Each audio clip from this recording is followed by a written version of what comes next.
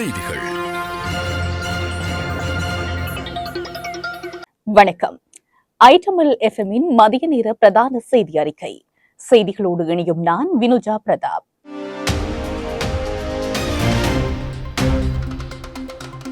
அமெரிக்காவிற்கு ஏற்றுமதி செய்யப்படும் கனேடிய பொருட்கள் மீது விதிக்கப்பட்டிருந்த 50% கூடுதல் வரி தற்காலிக நிறுத்தம். சிறைச்சாலைகளில் பிரச்சினைகளை முன்கூட்டியே கண்டறிய ஒருங்கிணைந்த பொறிமுறை நிறுவுவதற்கு அரசு நடவடிக்கை. 3வது குழந்தையை பெற்றெடுக்கும் அரச ஊழியர்களுக்கு விசேட சலுகை. தமிழ்நாடு அரசு தீர்மானம். உக்ரைனில் ரஷ்யா ஏவுகணை தாக்குதல், 10 பேர் உயிரிழப்பு. மொன்ட்ரியல் வெஸ்ட் ஐலண்ட் பகுதியில் அமைந்துள்ள ஜான் அபோட் கல்லூரியில் நிலவும் நச்சுத்தன்மை வாய்ந்த மற்றும் செயலிழந்த பணிச்சூழலுக்கு எதிர்ப்பு தெரிவித்து கல்லூரி ஆசிரியர்கள் கண்டன போராட்டத்தில் ஈடுபட்டனர். புதிய கல்வியாண்டு அதிகாரப்பூர்வமாக தொடங்கும் இந்த சூழலில் ஆசிரியர்கள் மேற்கொண்ட இந்த திடீர் போராட்டம் கல்லூரி நிர்வாகத்திற்கும் அதன் பேராசிரியர்களுக்கும் இடையிலான நீண்டகால முறுகல் நிலையை வெளிச்சத்திற்கு கொண்டு வந்துள்ளது. மொன்ட்ரியல் ஜான் அபோட் கல்லூரி ஆசிரியர்கள் சங்கத்தின் தலைவர் மரியா வெளியிட்டுள்ள அறிக்கையில் இந்த கல்வியாண்டின் தொடக்கம் ஒரு கருப்பு மேகமாக அமைந்துள்ளது என்று குறிப்பிட்டார். கடந்த ஜனவரி மாதம் முதல் இக்கல்லூரியில் மனிதவளத்துறையில் முழுநேர பணியாளர் எவரும் நியமிக்கப்படவில்லை எனவும் தெரிவிக்கப்பட்டுள்ளது. தகவல் அறியும் உரிமை சட்டத்தின் கீழ் பெறப்பட்ட சமீபத்திய ஆவணங்களின்படி கல்லூரி நிர்வாகம் ஊழியர்களிடம் பணிச்சூழல் குறித்து கேட்டபோது பெரும்பான்மையானவர்கள் அதை நச்சுத்தன்மை வாய்ந்தது, அழுத்தம் நிறைந்தது மற்றும் செயலிழந்தது என்று வர்ணித்துள்ளனர். ஆசிரியர்களுக்கும் நிர்வாகத்துக்கும் இடையிலான இந்த முரண்பாடுகள் இறுதியில் மாணவர்களின் கற்றல் சூழலை பாதிக்கும் அபாயம் உள்ளதாக பேராசிரியர்கள் கவலை தெரிவிக்கின்றனர்.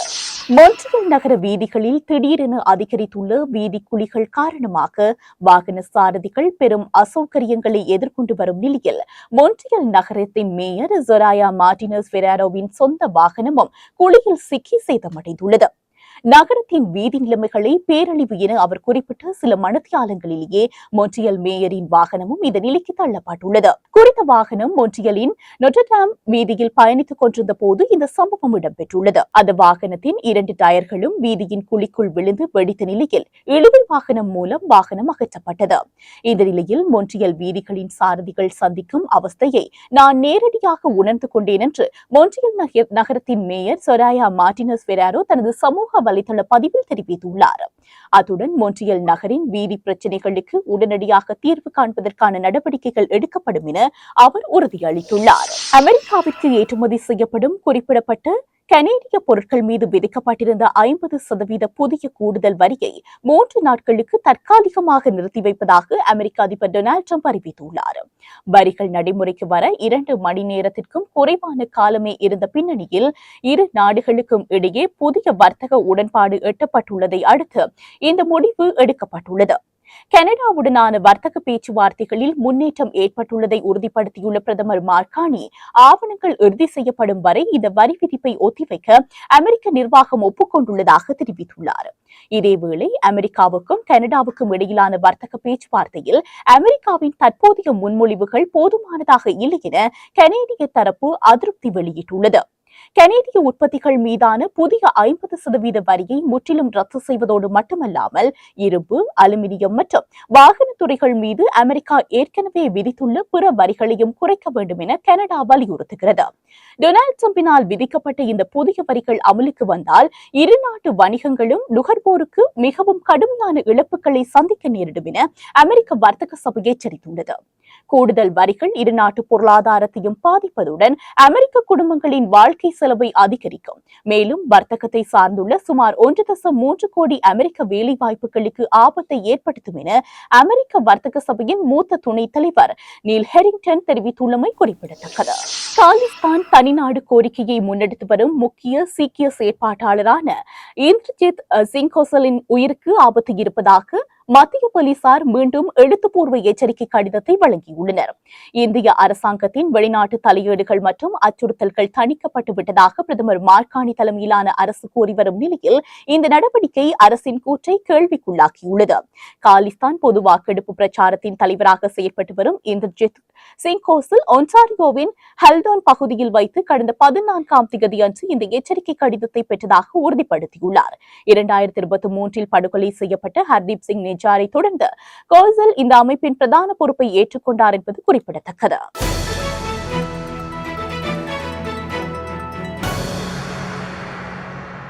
நாட்டில் உள்ள அனைத்து சிறைச்சாலைகளிலும் ஏற்படக்கூடிய பிரச்சினைகளை முன்கூட்டியே கண்டறிந்து அவசர நிலைமைகளுக்கு விரைவாக பதிலளிக்கும் வகையில் ஒருங்கிணைந்த பொறிமுறையொன்றை நிறுவுவதற்கு அரசு நடவடிக்கை எடுத்துள்ளதாக நீதி மற்றும் தேசிய ஒருமைப்பாட்டு அமைச்சர் கர்சன நாணயக்கார தெரிவித்துள்ளார்.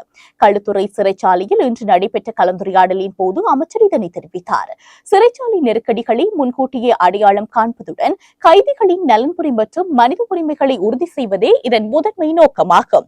பிரதேச அரசு அதிகாரிகளின் தலைமையில் அமைக்கப்படும் இந்த ஒருங்கிணைந்த குழுக்கள் குறைந்தபட்சம் மாதத்திற்கு ஒருமுறை கூடி நிலவரங்களை ஆராய உள்ளன. காவல்துறை, ராணுவம், காவல்துறை விசேட அதிரடிப்படை, நீர்வளங்கள் சபை, மின்சார சபை, சுகாதாரத்துறை மற்றும் தீயணைப்பு பிரிவு உள்ளிட்ட பல துறை சார்ந்த நிறுவனங்கள் இந்த பொறிமுறையில் இணைக்கப்பட உள்ளன. சிறைச்சாலைகளில் நிலவும் நெரிசலை குறைக்கும் பொருட்டு அரசு ரசாயன பகுப்பாய்வாளர் அறிக்கைகளை விரைவாக பெற்றுக் கொள்வதற்கான விசேட வேலை திட்டமும் தயார் செய்யப்பட்டுள்ளது. இந்த திட்டத்தின் முதற்கட்டமாக களுத்துறை, காலி, பூச மற்றும் மாத்திரை ஆகிய சிறைச்சாலைகளை மையப்படுத்தி ஒருங்கிணைந்த குழுக்கள் அமைக்கப்பட்டுள்ளன. அத்துடன் கைதிகள் மற்றும் அவர்களது உறவினர்கள் தங்களது புகார்களை தெரிவிப்பதற்கு புதிய பயனுள்ள முறைமையொன்று உருவாக்கப்படும் என்று அவர் குறிப்பிட்டார்.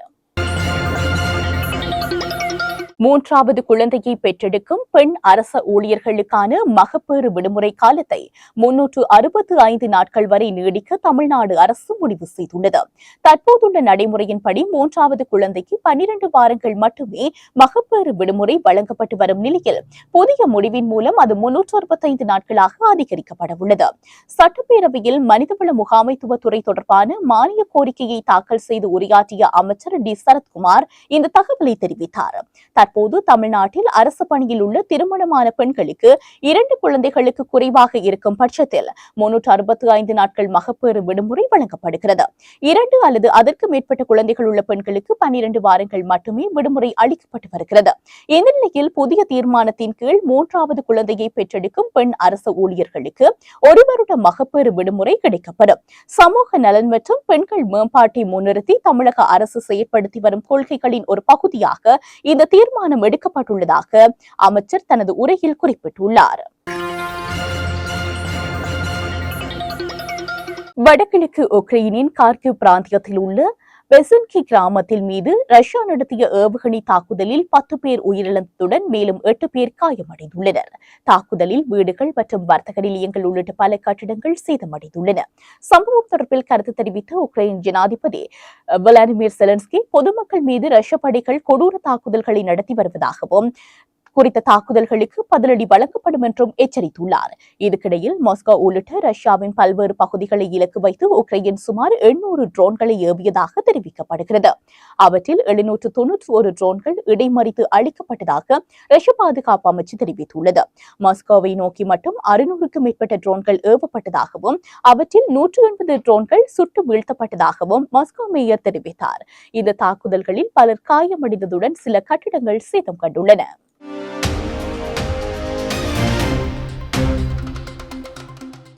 அமெரிக்காவிற்கு ஏற்றுமதி செய்யப்படும் கனேடிய பொருட்கள் மீது விதிக்கப்பட்டிருந்த 50% கூடுதல் வரி தற்காலிக நிறுத்தம்.